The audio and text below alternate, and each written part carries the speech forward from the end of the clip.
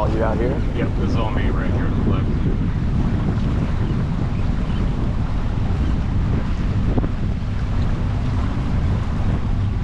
Give a little intro. Who am I here with today? Hey, what's up? That's Ryan Anderson from Oysters, and we're out on the farm today. We're going to work some oysters, sort through a few thousand, see what's looking good. Right on. Down in Grand Isle, Louisiana.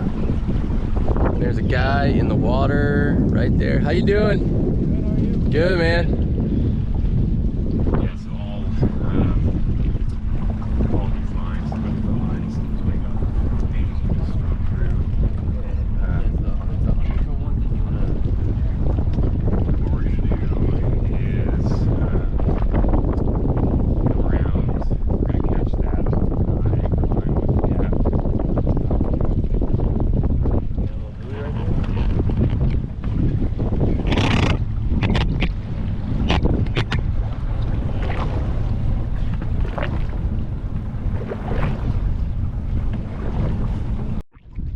Real quick, can you just explain what we're looking at out there? So this is the farm here, and essentially it's just a series of lines and floating cages in the water. So we've got down here at this end the smallest oysters on the farm, and as they grow, we need to split them into more and more equipment. You know, probably 10,000 oysters might fit in these cages when they're a little bit smaller, but as they grow, it's maybe 200 oysters per cage for market size. So the amount of equipment you need just expands as the oysters grow. Gotcha. And So it starts here. So as they get bigger, you just move them down the line. Is that right? Yep, exactly. Exactly. Then how long do the babies stay right here for? 2 to 3 weeks. You know, we will take on some 2mm oysters, and then they all grow at different rates. So you might have an oyster that gets to 10mm in 2 weeks. You might take another oyster, you know, a month to get there. So that, you know, practice of sorting them out is just sieving through the sizes. You go through with like what looks like a gold pan sieve. Right. And you're, you know, separating the small oysters from the larger ones. Right on. The larger ones get put into 6mm diameter mesh cages, and then once they get to 12mm, they get to put into 12mm cages. Right on. And what's the total time in the water from the smallest cage down to the end? It depends. I usually tell people between like 4 and 12 months. Cool. Sometimes the oysters can mature in 4 months if they're fast growers. Sometimes it takes them about a year. It just depends on every single oyster. Cool. Yeah.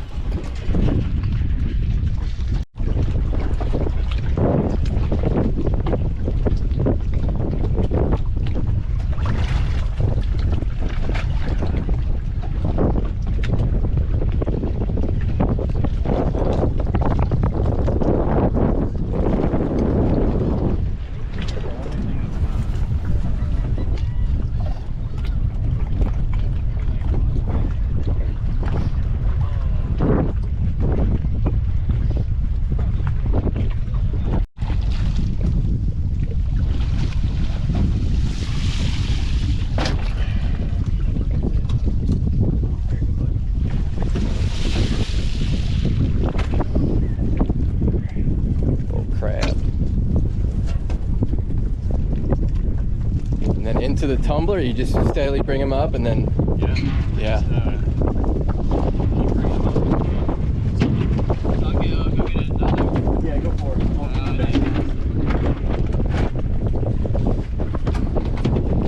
About how old are these? These are about a year old. These are some of my ugliest oysters.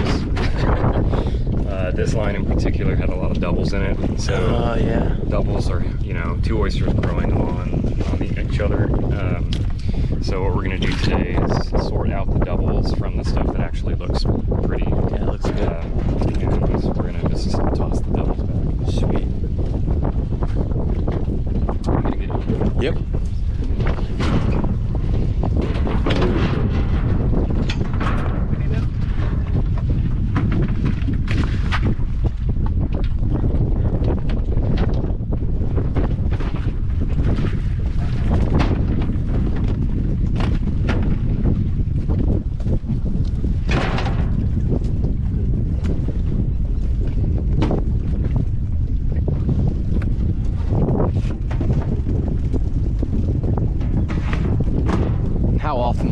this?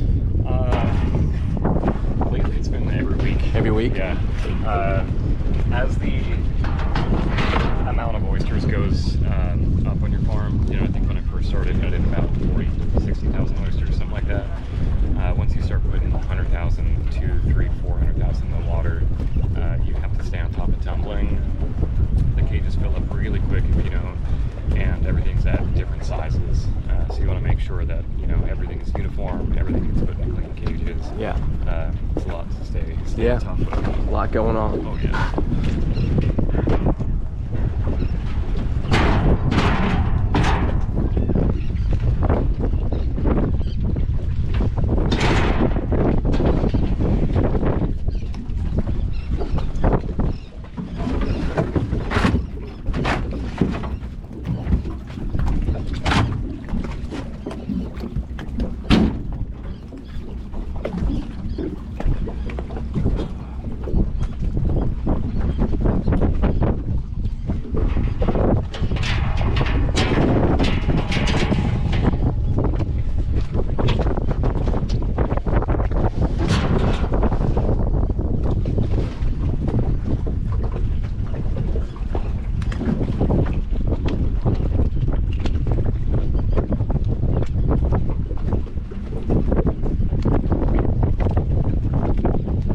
And once you tumble them, they'll go back in the cages that you took them out of? Usually they'll go into clean cages, and the cages they came out of get air dried or pressure washed. Gotcha. While they're empty, so they get cleaned. We try to rotate everything so it stays in fresh, clean equipment. Gotcha.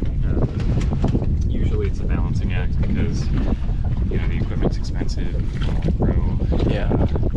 As you make a little bit of money. Yeah. So, Yeah, that's the plan. Yeah. Yeah. But yeah, basically the summer works like this. We'll put the oysters in here.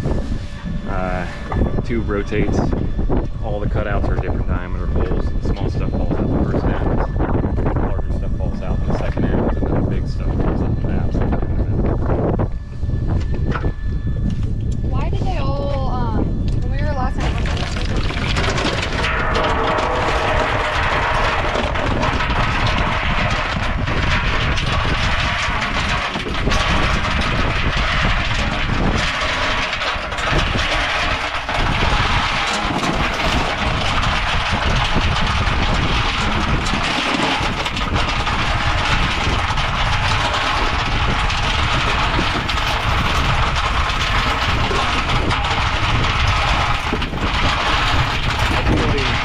We're sorting out something that looks like that.